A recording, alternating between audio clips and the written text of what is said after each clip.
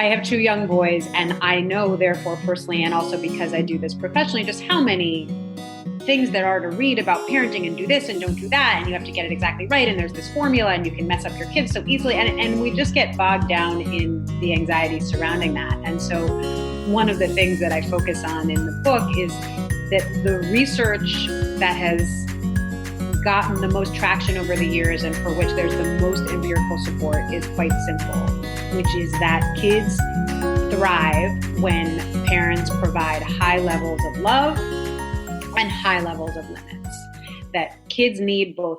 That was Dr. Rebecca Schrag Hershberg on Psychologist Off the Clock.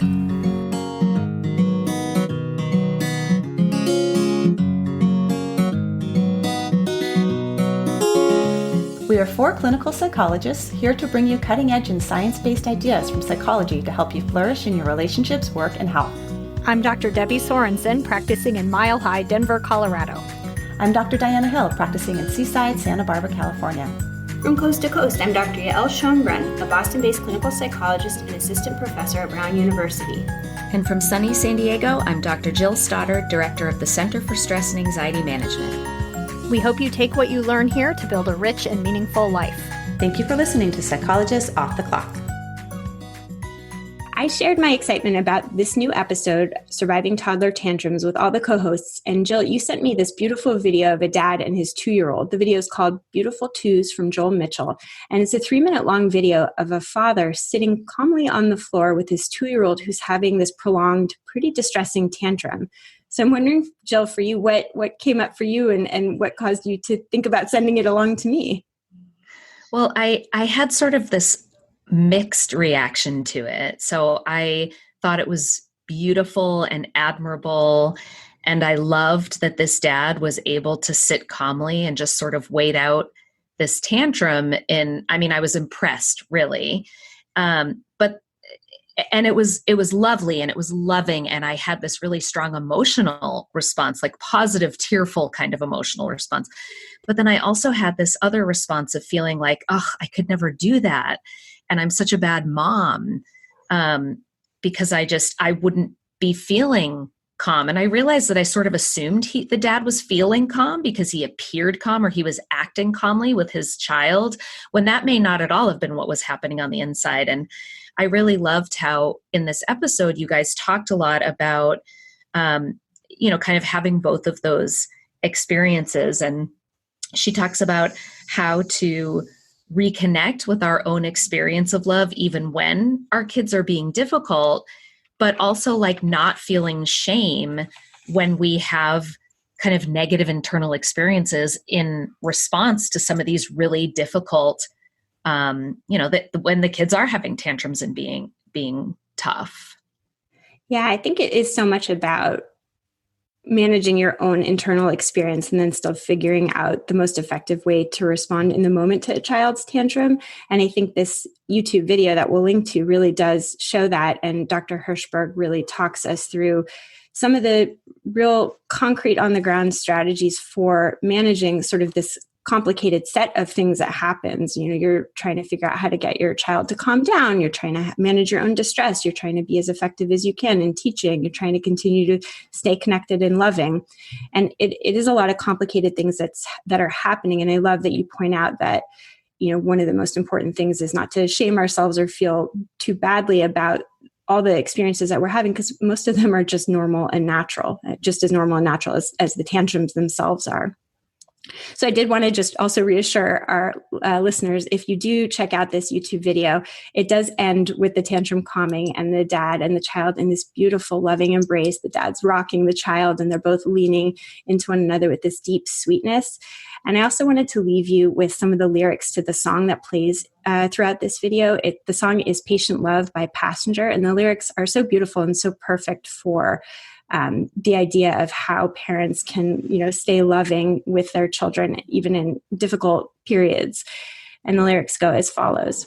And though the sand may be washed by the sea, and the old will be lost in the new, well, 4 will not wait for 3 never waited for 2. And though you will not wait for me, I'll wait for you.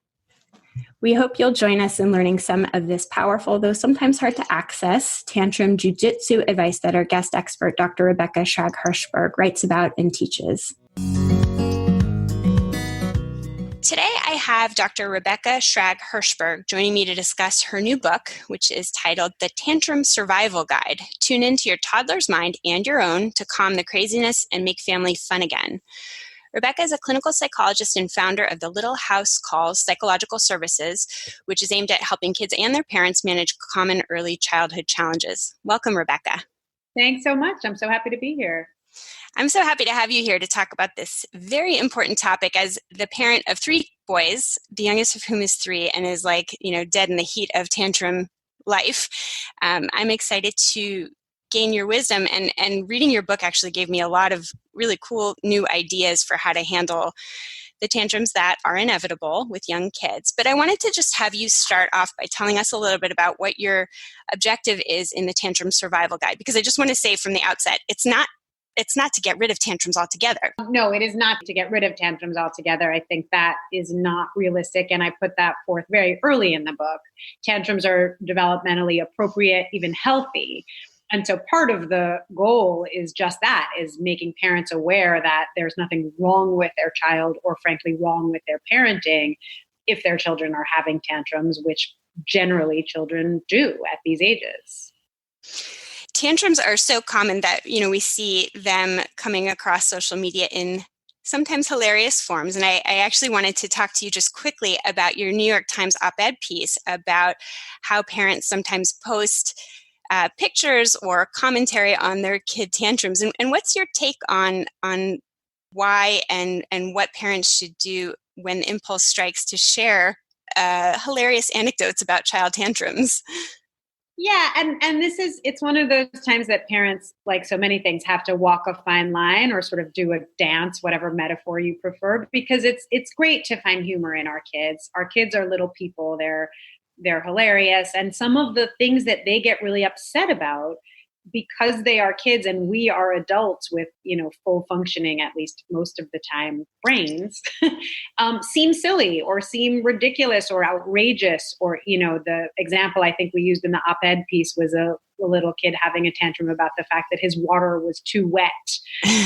And the funny kind of, to my mind, gets disparaging when your child is genuinely in distress about it and you sort of snap a picture and post that picture for the public to see and laugh at. And to me, the best litmus test of that is, would I want someone to snap my picture in a moment of distress like this? Because no matter what we think of the reason for their distress itself is real.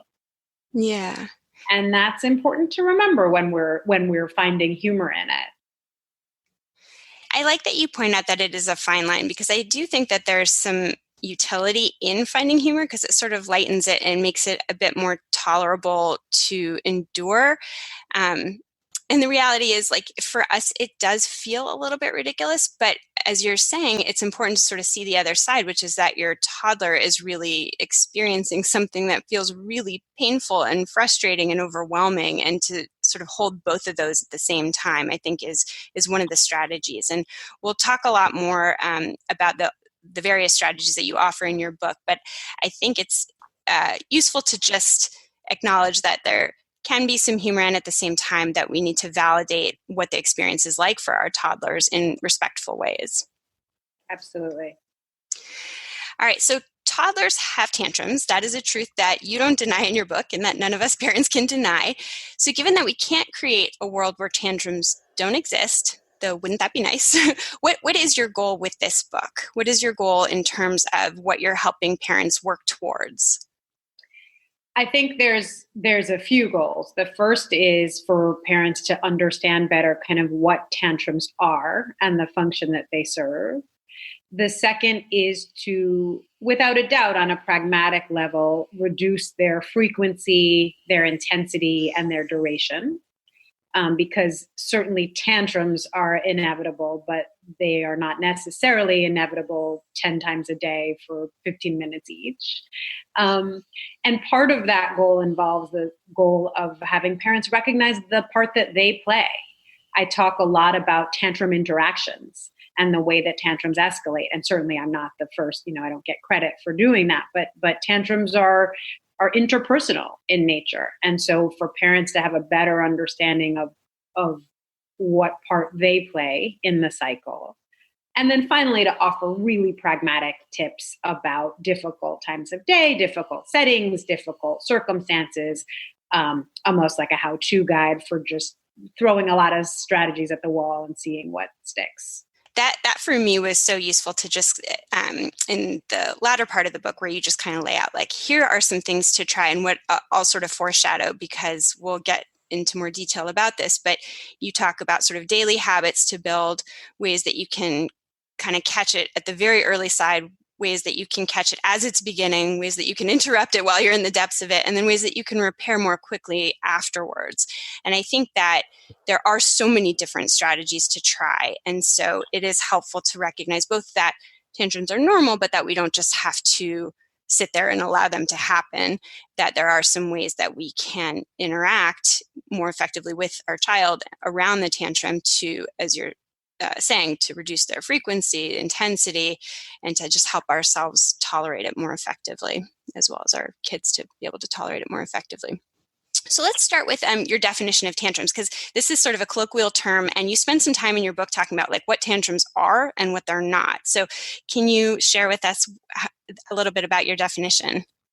Sure. My definition of a tantrum is a really general one. It's kind of as simple as it gets, which is just that it's a behavioral manifestation of really strong feelings. And I think that people throw the word around, and that's fine. It's not, offensive in any way. I think the biggest misconception is that a tantrum will always stem from a child not getting something they want, that it's always about, or not getting their way. And frankly, a tantrum is just big feelings. And so it can be anxiety that's behind a tantrum. It can be just general overwhelm that's behind a tantrum. It can certainly, as we know, as adults as well as kids, hunger or exhaustion. It's essentially having really big feelings that, for whatever reason in that moment, you cannot handle in any other way other than a kind of behavioral meltdown. And I mean, your book is really targeting tantrums among kids ages about 2 to 4, which is kind of the height of when these kinds of behavioral collections happen. But as you're saying, like we all, to some extent, all human functioning adults and children have tantrums. We all have these overwhelming feelings, and sometimes they get the better of us. So in some ways, even though the book is really targeting young kids, toddlers, I think a lot of these conceptualizations and practices are quite useful across the age spectrum. Yeah, so no, and I had many people say that the strategies and the various descriptions are useful for having teenagers, but also I recently had a psychologist, a colleague, tell me that she's given it to partners people whose partners are having big tempers, not dangerous, not DV or anything like that, but just people whose partners are very emotionally reactive and they don't understand why or how to deal with it. And she said that my book, although it has Toddler on the cover, has been helpful for those marriages, which I was honored.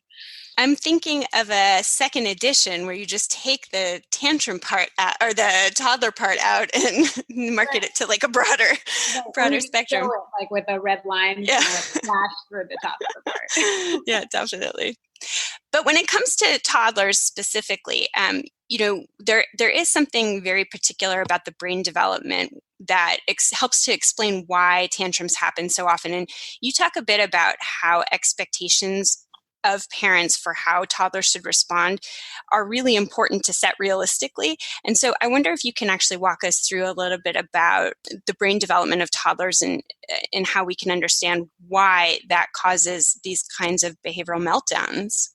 Yeah, for sure. And I just want to kind of cite the research that you alluded to, which was a really big study that was conducted by the 0 to 3 Foundation and the Bezos Foundation, where they found that 50% of parents in the United States of America very much overestimate what 2 and 3-year-olds are capable of, specifically when it comes to impulse control and aggression.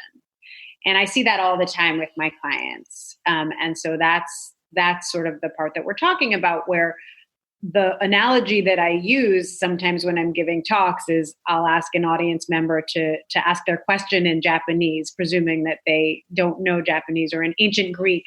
And they'll look at me and I'll say, no, I want you to ask it in ancient Greek. And they get a little confused, and I obviously stop it before it gets out of hand. But that may be how a toddler feels when we are consistently asking them to do something that their brain is not capable of doing. Yeah. And the reason their brain is not capable of doing it is because the prefrontal cortex, which is the part of the brain that's responsible for impulse control, executive functioning, which includes things like reasoning, planning, judgment, inhibiting these types of behaviors that come with tantrums, that part of the brain is not nearly fully developed. It's really only in the very beginnings of development in toddlerhood. And so particularly when kids are in an emotional state, when they're upset, they can't access, the neural pathways do not exist between the emotional part of their brain and the part of their brain that is devoted to those higher level inhibition or impulse control or planning or judgment skills. And so you have sort of a walking, talking emotion brain without anything to curb it. And that's when we see these behaviors. And that's not always something that we see when kids are not upset. So I'll frequently have parents say to me, he knows not to hit his sister. We just talked about it.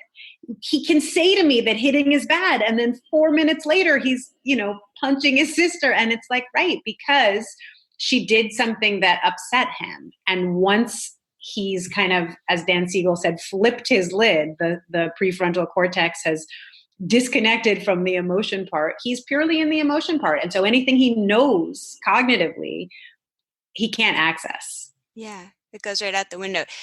And I actually copied this quote from your book because it just really gets to the heart of it. And it is it's exactly what you just said about trying to get somebody to say something in Japanese when they just don't know Japanese.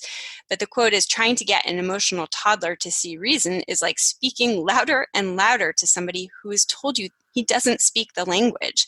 And I think this is something that it's really useful to just keep reminding yourself, because trying to have a rational argument with a toddler who's feeling emotional is going to frustrate the toddler, and it's going to just really sap your strength. There are more effective strategies to figuring out how to move forward, but continuing to try to logic it out isn't one of them.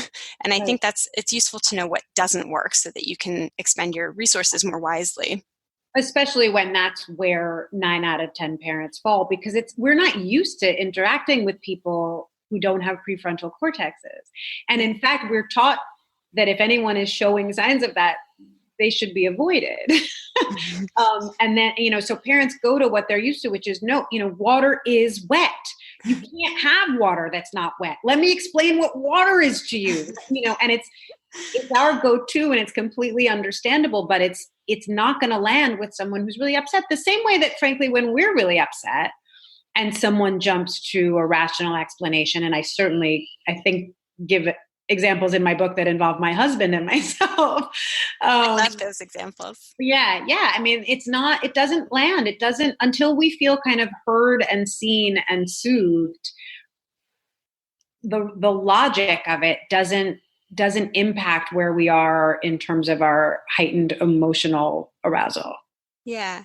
I was going to actually mention that. So, and you had talked about earlier how your book is now being, by some people, given to people who are working with couples. And it was something that I thought about as I was reading, because I do a lot of couples work, that one of the things that I'm often counseling couples on is, before you get to problem solving, you first have to take the emotion down a notch, because if the emotion is too high, there's no clarity of thought, and you can't sort of get on the same page about even what the problem is. And so step one is always to validate and just bring the emotion down. And until you do that, there's really no utility in trying to do any problem solving. So that is a bit what you're trying to do, although you're not necessarily going to get to very clever problem solving with your toddler. But really, you first have to just focus on meeting them where they're at emotionally. And you talk a lot about that. The other part that I think is really useful to think some about is, and you go into a lot of detail about this, is that toddlers are by developmental necessity impulsive, rigid, in desire of control, and egocentric. And I wonder if you can talk a little bit about how that fits into how we should approach tantrums in terms of how we understand them. Yeah. So, I mean, those are like the four greatest hits of toddlers and developmentally appropriate for them. I mean, they are learning that they are their own individual people in a big world and that they have their own agency. And yet they still feel like they are the center of the world. So for example, with the egocentrism one, I always use the example of when toddlers see candy at the supermarket and they ask for it, as they do, and you say no, they really genuinely don't understand why it's even there if it's not for them. Yeah. They don't understand that other perspectives exist until they develop theory of mind, by 4 or 5. And so when we're trying to explain, well, other people need the candy and it's not for us, we're going to leave. It's like, well, once we leave, that store disappears. So seriously, why can't we just grab all the candy and go? Similarly with the rigid piece, I have so many clients ask me, I'm afraid that my child has OCD. She needs the fork this exact way and she can't have the potatoes touching the peas. And she needs me to read the same page of the book 14 times. And if I mess up a word, it doesn't count. We have to do it again. And of course, again, if we saw any of these behaviors in adults, it would be concerning on a whole different level. But these are little children trying to make sense of their world and trying to exert control in the small ways that they have it and trying to make things predictable when they're learning slowly in a way that they don't understand when they're babies, just how unpredictable the larger world can be.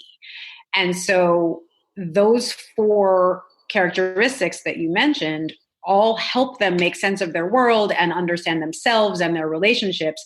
And yet they're the exact pitfalls, or I should say the exact characteristics that lead to the pitfalls that become the biggest kind of tantrum interactions. I'm just thinking, as you're talking about last night, we had ice cream for dessert, and I have a 3-year-old, and he finished his quite quickly.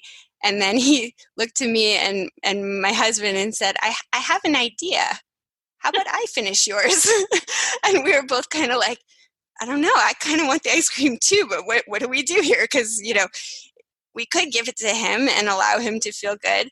But once that's over, he'll still be really upset that it's over, because for him, as soon as the sweets are finished, whenever that may come, there's just this incredible disappointment and this desire for it to continue, and not as much now as there used to be, but it used not that long ago, he would regularly have a meltdown as soon as dessert was over, and it made it feel like, why are we even bothering to have dessert? Mm-hmm. It's so unpleasant at the end.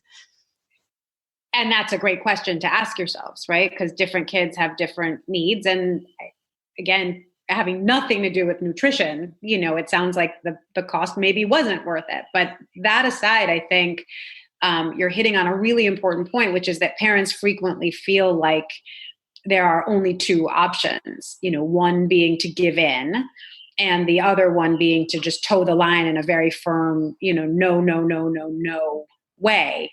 And in fact, and this is getting at the more pragmatic, but there's so many ways to set limits in between that. And, this is a perfect example of where you might say to your son, like, I know, I wish dessert could last forever. I wish we never did anything in the whole wide world except sit and eat ice cream, and so you're not giving him more ice cream.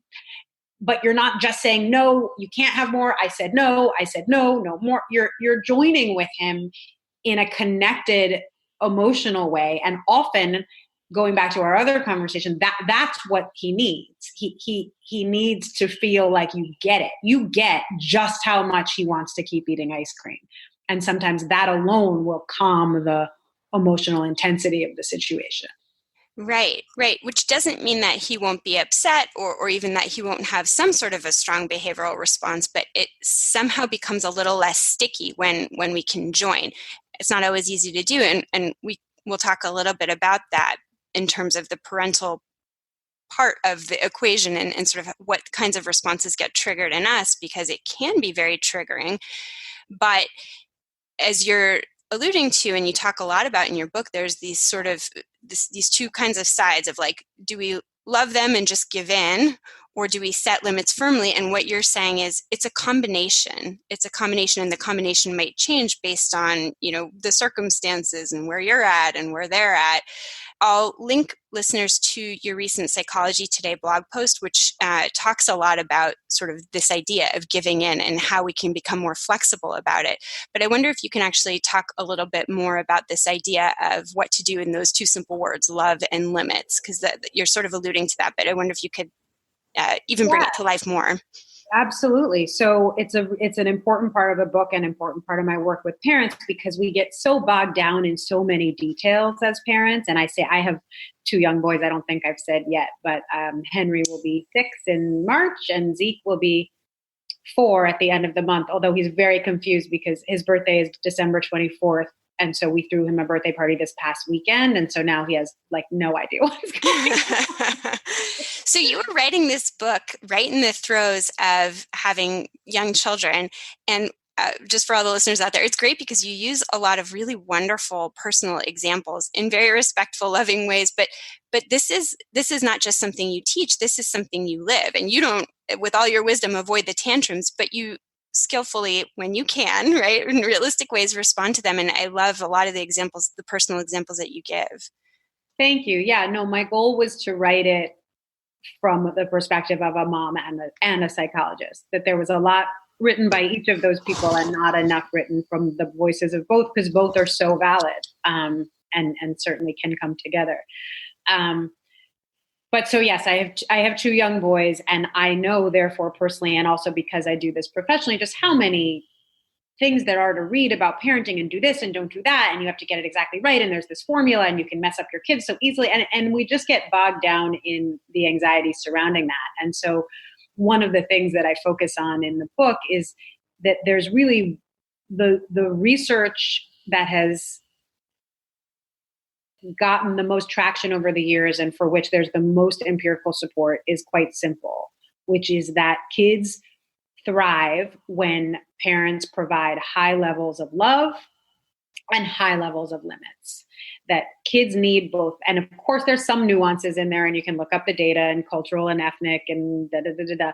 However, it's really quite strong across most groups that you can think of, that kids do well when they're given limits in terms of not just rules, but structures, routines, a way that makes their world kind of predictable and their role in it predictable. I think of limits as a container or a fence, and kids are supposed to push up against it and see if it bends. And occasionally it bends, but it certainly doesn't break. And love, which is not just, oh, I love my kids, because most of us can say that, but really showing our kids that we love them so that they feel loved. So yes, I'm going to have another conversation about PJ Masks, even though it's the last thing in the world I want to talk about, because it will help my child feel like I really love his perspective and what he wants to talk about, that sort of a thing. And if you keep both of those high, usually things go as smooth as they possibly can when you're raising small humans. And when things start to go awry, if it feels like you've just had a couple bum mornings in a row, or your house just feels more stressful than usual, or whatever it is, one thing to look at first is, how are we doing with love and limits? And do we have to tweak one? Are we a little bit higher on the kind of scolding and we need to up the connectedness? Okay, maybe we do a movie pizza night tonight. Or have we gotten a little bit lax with bedtime, and so we have to come back down on what time is bedtime? So really just looking at that as a nice lens, I think, for parents who are getting ambushed by granular advice to think in big picture ways that can be really beneficial for families. For me, one of the things that came up as I was reading your book is that I think limits are a little bit easier to wrap your head around in terms of, like setting a bedtime routine or creating rules about what's permissible and what's not, in terms of, interactions between siblings. Love, I think, is a little bit harder to wrap your head around because, as you're saying, like, we all think to ourselves, of course, I love my children, but when we're in the throes of like a period where your kid is tantruming all the time, or when you're in the middle of a tantrum, it's hard to feel that. And you give some really nice tips for not only what to say and do, but also how to sort of reconnect to the feeling of loving your kid. And I wonder if you can speak a little bit to that, because I think it's really important, because our kids are really sensitive. Like if we say like, honey, I love you, but we're really pissed off, they're not going to feel very loved. And that's not our fault. And it's sometimes there's nothing even to do about it. But I do think it's quite useful to engage some of these practices of reconnecting to your internal experience of loving your small creature, even when they're being really difficult. Yeah, no, and that's such a great point. And I love that you put in there, it's not our fault, because I think that's where sometimes this conversation gets stymied, is that parents just go to this place of shame. When it's the most natural thing in the world. If your 2-year-old or 3-year-old has thrown tantrums all day long, yeah, you kiss them goodnight, and maybe once they're sleeping, you can feel that love. But you've been kind of telling them no and stop all day long. And so I think we need to be less ashamed of what is the natural outcome of that, which is that your kid feels like you're not that into them, because you're not. Yeah. And I think reconnecting to it is so important. And the suggestions that I give and have worked for clients of mine and for myself, frankly, is, looking at baby pictures. And that's so easy to do now just with our phones. But looking at baby pictures, remembering specific moments like, holding them right when they're born, or a particular birthday party when, they looked at you smiling and you just felt your heart melt, just really, and you're not doing that while you're doing 25 other things and trying to return emails. You're actually really pausing and remembering that, because it takes a conscious effort to make our brains go there, as opposed to, oh my goodness, you should have seen my kid in Target today. Especially when the culture now, just to get back to the social media thing, not that I want to get too convoluted, but it is so much about kind of, let's complain about our kids to feel community. Yeah. And they're able to do that. And so it's somehow less, quote unquote, acceptable to say, let me tell you how much I love my kid today. And so to make the time and the space to do that ourselves. And you'll find, it's amazing that if I've had families where if a mom, for example, will take, 10 minutes in the evening to do that as homework for a few days, she'll report to me that the child's behavior has improved.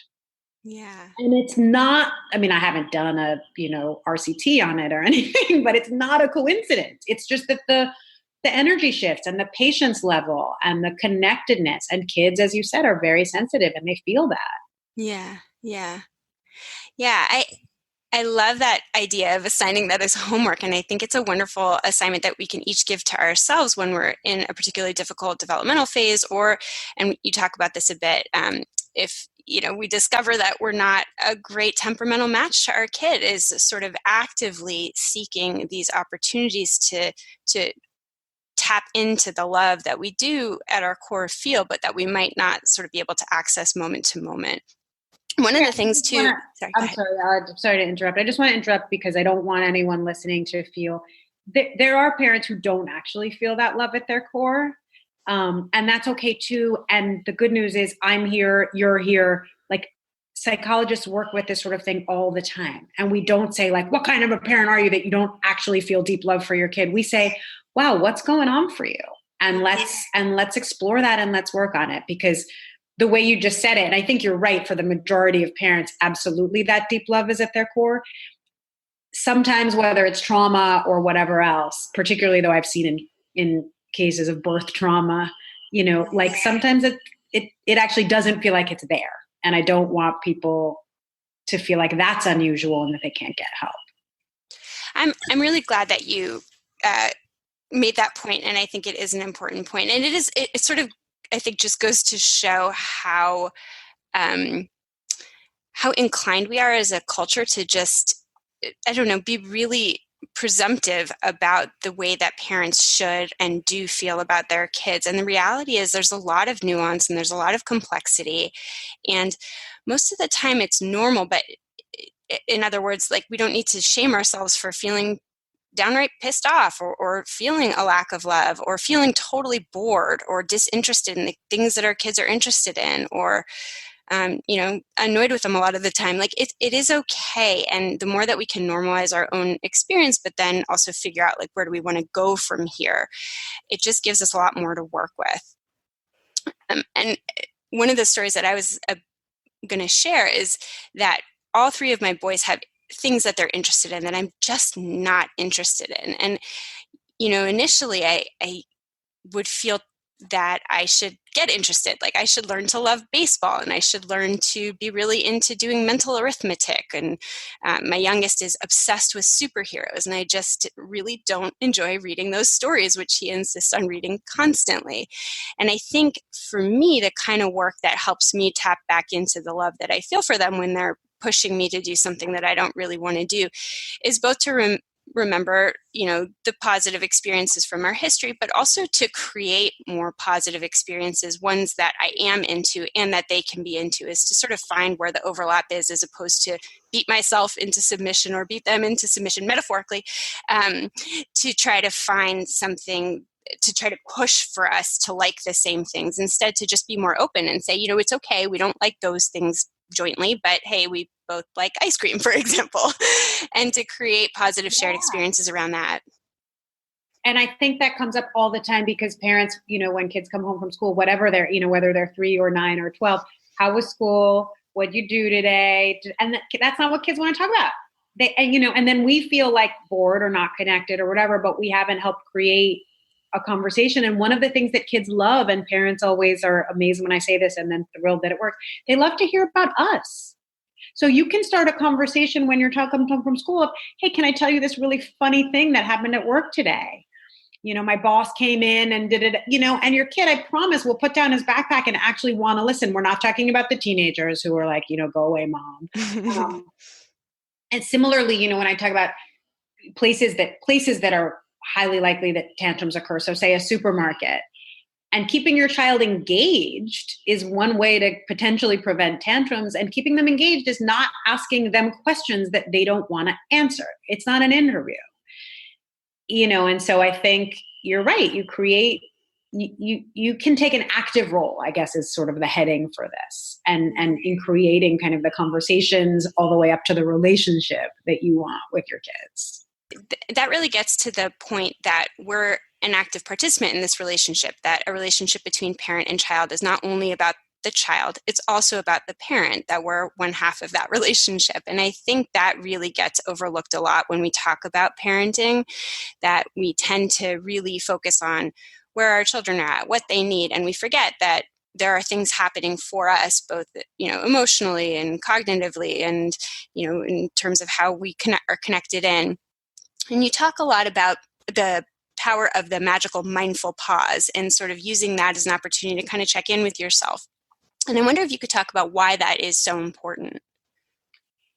Yeah, I think it's actually a great question because it goes exactly back to what we were talking about before. The reason that that's important is because there's no right answer.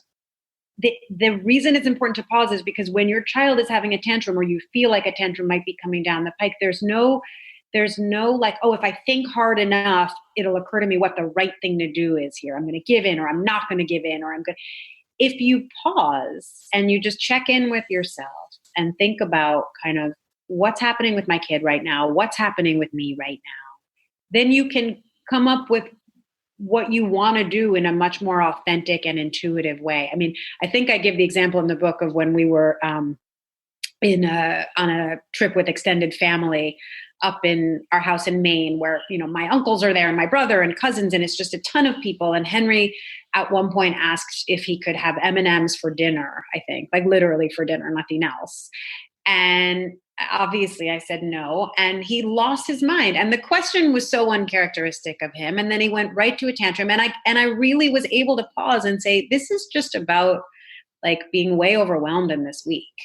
I'm not going to go for the M&Ms and I'm going to take him outside, which I did. And we sat on the lawn and we cuddled and, and it was because I paused and sort of tuned out the noise around me. It was like, what's happening for my little kid in his little kid brain right now? Yeah.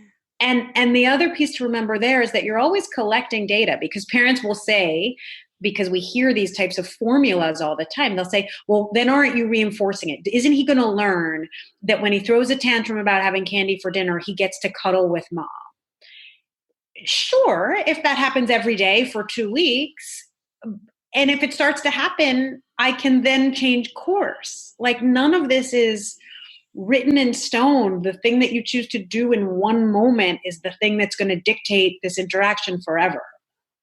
And I think part of the pause is taking that pressure off of ourselves and tuning into the specific moment and the specific interaction and choosing intentionally and in an authentic way what makes the most sense here and now. Right. It really gets to this concept of psychological flexibility that I swear I talk about on every single episode I do, which is, the ability to persist or desist in a behavior given your circumstances, given your values, and given what you determine makes the most sense. And we can only be psychologically flexible if we take that pause and check in on what our circumstances are, on which value we need to prioritize, and on what is going to make the most sense. And I think that is so well said, because inherent in this definition of psychological flexibility is that there's not a formula, and we're not going to do the same thing every single time, because that would be inflexible. We do need to be able to move with the circumstances, with where our toddler's at, with where we're at. I also wanted to just go a little bit deeper into the part that might be happening for us, right? Because you talk a lot in your book about buttons that get pushed for parents and how our own histories can sometimes play into it. And if we're so wholly focused on what's going on with our toddler, sometimes we miss out on valuable information about what's happening for us and how we might, as a result, play into the interaction, and maybe even totally subconsciously play into creating fodder for more tantrums or more intense tantrums on our toddler's part, which again doesn't make it our fault, but that awareness can help us be empowered to make better choices for ourselves and for our kids. 100%. 100%. So what are? Yeah. So I guess I really like the chapter where you talk about like what can be going on for parents, and I don't know if there's some sort of for you some highlights as to what might be useful for people to think about, just common things that come up in the work that you do with parents. Yeah, I mean, I think the one that's on my mind right now, which I also wrote a blog post about, but it's the season of presence, presents. Of giving gifts and getting gifts. And so it's a season where parents, I think, are really tuned into how grateful their kids are. And for toddlers, it's often how ungrateful their kids are. And it taps into a lot of our own, the way we were raised in terms of our own sort of financial background potentially, but also fear that our kids are going to be spoiled, dealing with issues of privilege. I mean, it is so loaded when your child gets a present and then says, "Are there any more presents?" And parents will go nuts, understandably. I mean, I feel it's like a gut punch in your stomach, and you look at who heard and how should. And meanwhile, your child is doing what your child is developmentally capable of doing, which is saying, "Wow, that was really great. I love getting new things. I wonder I want more." Yeah, let's do that again. That was a good time.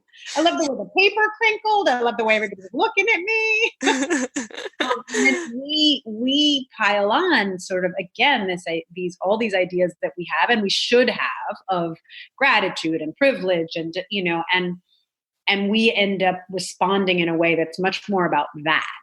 And then our kids are sort of like, "Whoa, who are you? And what happened to my mom?" Like, and then your kids get dysregulated. And when kids are dysregulated, they start acting out. And that's when they start ripping the wrapping paper and crying, which then reinforces your belief that they are ungrateful and terrible. And we end up in these really awful cycles. And I think, again, I could talk about this issue, and I do in the book, around a gazillion different things. But given that it's, December 11th, is that what we are? 10th? I don't even know. But certainly middle of December. That's the one that comes to mind because it's just starting to happen all over. Yeah. As a offshoot of that, I think one of the buttons that often gets pushed that I have noticed often gets pushed for me is is when I'm feeling underappreciated, which of course is what kids do, right? Because they are egocentric and their job is not to take care of me and to make me feel validated and appreciated ad nauseum.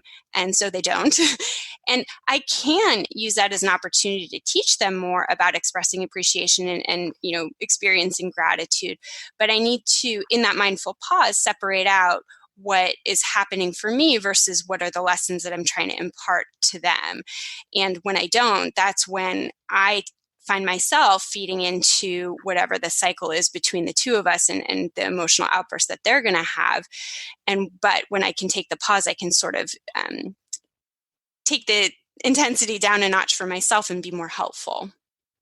Yeah, and I think the pause is really key there, and so is the timing, because in that moment is not when you're going to do a teaching moment. Things like gratitude, things like expressing appreciation, those are kind of big picture values that we need to infiltrate across kind of our family lives, and not necessarily things that we can hammer in a specific moment when our child really wants us to do something and we're not feeling appreciated. Yeah, or when they're in a meltdown, or when you're in a meltdown. Right. I've taken to my new line is I say, "Oh, are you mistaking me for an octopus again?" It's always when I'm doing something and I'm completely in the middle of doing something, potentially even for one of my kids, and then the other kid is like, "Mommy, I asked you for more water," or "Mommy, you said you were gonna, come poop with me," as the case may be, And so I'll say, because all I want to say is like, "Does it look like I'm doing something? All I do is things for you people, and instead I've been taking a deep breath and saying like, "Oh, are you mistaking me for an octopus again? Because I only have two hands," and then they sort of laugh, and finding little things like that to just diffuse some of that can be helpful. So let's talk a little bit more about strategies for the heat of the moment. We've talked a little bit about some of the daily habits, and I think that I didn't have a chance to, neither of us said this explicitly, but, common causes, across the board for tantrums are fatigue, hunger, end of a pleasurable experience like dessert, wanting something that they can't have. And knowing those common causes and knowing that their brain biology is just set up to be impulsive and emotional and rigid and seeking autonomy, there are things that we can do to structure our lives to reduce the frequency or intensity of tantrums. But when they're going to happen, when our kid is emotional, what are ways that we can interrupt it? I mean, you gave a great example there of diffusing the situation with some humor. What are some other tips that you found to be really useful for yourself or for your clients? Yeah, I mean, I think we mentioned one before with the ice cream example of kind of joining with them in the fantasy of it. My little one the other day was, we were on his way to preschool and it was like 8:30 in the morning and he started screaming for a snack. We had just had breakfast. And we were in the car and I said, I don't want a snack. What I want is for what did I say? What I want is for a chocolate cake to just miraculously come down from the ceiling of the car with a fork that could automatically feed me while I was driving, and then he paused, and this is a true story. And he said, "Well, I want the same thing, but I want mine to come from outer space." And, so just, I think that can be incredibly useful, is just taking whatever they're demanding and bringing it to this kind of playful, fantastical place. It's almost like improv. It's like you say yes and you take it to the next level. Yeah, right. Exactly. And kids will sometimes, and none of these tools, I should just say, none of them are surefire every time for every kid in every circumstances. It's just stuff that sometimes works for some kids. And so, to try it. So I think that gets at the empathy, the playfulness, the humor. The distraction, I think, can certainly work. I would caution against doing it without any kind of empathy, so it's not like, "Oh, I feel, mad. Oh, here's something sparkly." It's at least one comment of empathizing. But then sure, if there's a fire engine going by, great. Get the kids' attention on that. Attention is definitely something to play around with. I think people talk a lot about ignoring tantrums. And I think depending on the circumstance, and this is potentially a larger conversation, but that can be useful as a very direct behavioral consequence. However, there's a way to do it kindly right? So you're having a really hard time. I'm trying to help you and you are not in the mood for my help. So I'm going to stand over here and I'm going to do something else. I'm going to, return a few emails, whatever. And I know your body knows how to calm down and you come find me when you're ready. That's very different from, you know what? I'm not doing this anymore. I'm out. I'm leaving, I'm not talking to you when you're like this, which adds this level of interpersonal conflict and shame, which then I guarantee escalates the conversation. You talk a bit in your book about how timeouts, and I think this is kind of what you're getting at, can be misunderstood and misapplied. And I do think that that's a really important point that you're making, and one that I hadn't thought about in quite that way. But that if we use a timeout as a way to be punitive and shaming, that it ends up undercutting itself. It becomes less useful in the long run. But there are ways to remove the reinforcement that are empathic and loving, but that have that limit setting and that sort of removal of the reinforcer. But I really appreciated your entry into that discussion about like, how do we understand timeouts, but let's get more nuanced in what's useful and what's not. Yeah, well, because I think there's this vast debate that's based on zero science about like timeouts are great, timeouts are horrible, timeouts are great. And actually, there's a lot of research supporting timeout when it is used in an appropriate way, what you just described, for specific things. And there's no research kind of supporting this idea of time in, which a lot of people are talking about. However, healthy homes are one giant time in, such that timeouts are a contrast to that. If you're not living in a time in, we could have a whole episode on timeouts, but I think the point is, yes, it's been very misunderstood. It's not an evil thing to do to a kid. And there's ways that parents do it really, really in a misguided way, that forgetting about whether we think it's right or wrong is just definitively not going to work. And it's never going to work for a tantrum. Because if we go back to the original definition of a tantrum as an expression of emotion that kids are not capable in that moment of expressing another way, we're then punishing them for that. And that's not something, it's like punishing that person in my audience for not speaking Japanese. Right. We're punishing them for something that is natural and human and that needs to be nurtured instead of, responded to in a punitive way. Right. Well, especially if we're talking about trying to be more effective. So I wanted to end with just a personal example, and I was just curious what kind of advice you would give to this. So recently, my older two kids who are in elementary school had a music festival right before Thanksgiving, and I brought my 3-year-old, but I had work before. And so it was like a crazy morning. I, schlepped them all to daycare and to school. I raced to work, then I raced to get my little one so that we could make it back together. And I, because I'm a working parent, didn't have everything perfectly planned, and I didn't bring snacks and water because I was rushing from here to there before I got my littlest to bring him to the music festival. So we're in the middle of the music festival, like the entire elementary school is there, all the parents, we're like right in the middle of the crowd. And he turns, and my kids are at the very beginning and at the very end, because I've got a 1st grader and a 4th grader of the show. And my 3-year-old turns to me and says, "Mommy, I need a snack. I'm very hungry." And oh my God, I don't have a snack.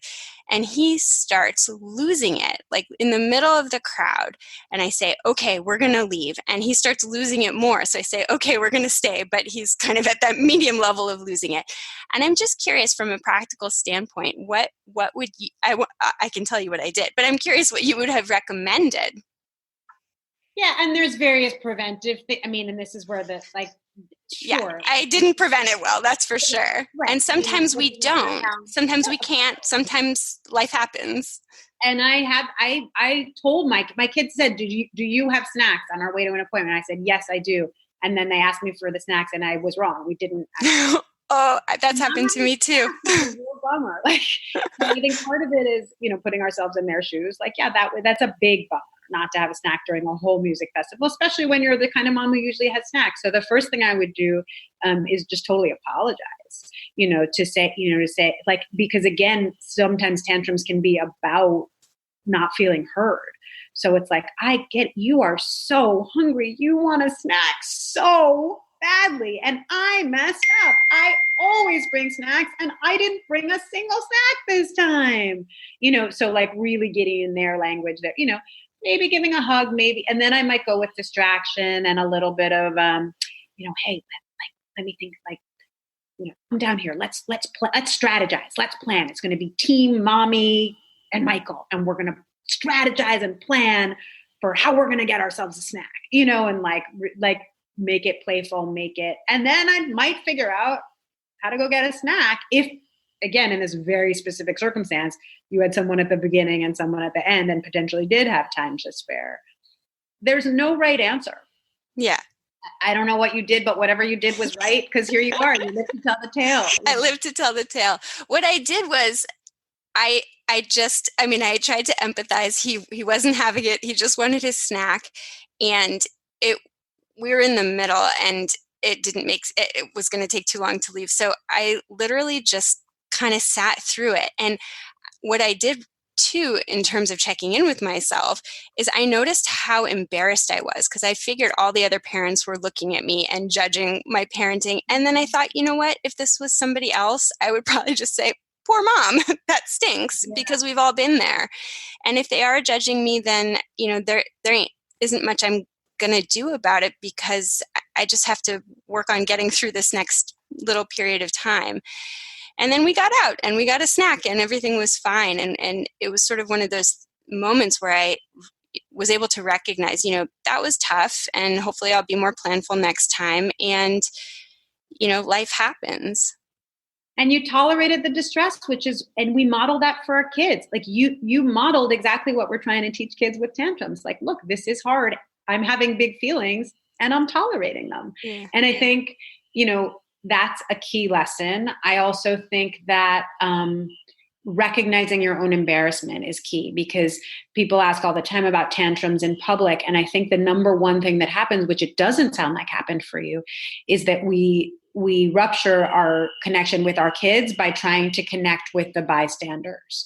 You start rolling your eyes at other people as if to say like, oh, my kid's being such a pain, I'm sorry, whatever. And our kid is like, okay, wait, why are you connecting with that random lady you've never seen before? I'm having a hard time. And it sounds like you were able to stay connected to him while kind of recognizing that was a potential trigger for you. And then the last thing I'd say, especially if we're ending, because I just feel like with parenthood, it's so important. And this is a lesson to myself as well. Like, it's also okay to look around at other parents and say like, hey, I know this is a really weird request, but by any chance, does anybody have a snack? Like, we're all in this together. I have a 3-year-old. I guarantee you someone within like a 20-yard radius had a bag of goldfish. It didn't occur to me to ask. And now that you say it, if it had been me observing another parent, I would have wanted them to ask, and I wouldn't have wanted to offer because I wouldn't have wanted to interfere. But yeah, maybe I could have just asked somebody else for a snack. I just think we have to do that more actively, because like, again, we're all in this together. And like, similarly, if someone's kid is having a tantrum in public, and I've heard this from clients and I've experienced this myself, it's just so valuable when someone says like, hey, I've been there, you're doing great. Yeah.